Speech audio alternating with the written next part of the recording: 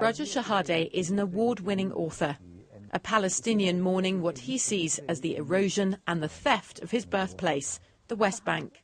I often feel a stranger in my land. All the Palestinian cities and towns and villages have settlements around them.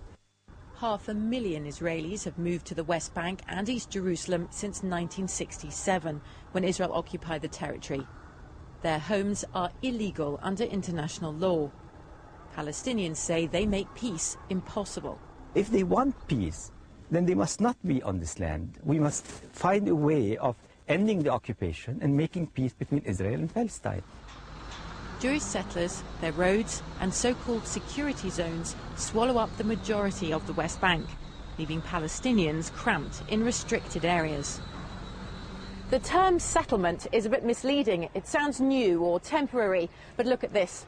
It's just the corner of what is by no means the biggest Jewish settlement on the West Bank, and it seems these communities have been built to stay and to grow for the foreseeable future. To have compromises on land. Matan, Ari and Yadin were born in Efrat settlement. They show me an Israeli school map. The West Bank isn't marked as a separate territory. Would they give up their homes for peace with the Palestinians? Obviously, I don't want to leave my home, but if you could guarantee peace, I would leave my house. I would leave my house too. I don't believe it's even a question of land anymore. And give them back land for peace. We've tried it a couple of times. It didn't work. Even if we do give them these settlements and these parts, they'll ask for more after that. This won't be the end of it. It's not a question of land. It's a question of that they want to. I see it as destroying us. Palestinians say Israel is destroying their dream to have a viable state with East Jerusalem as their capital.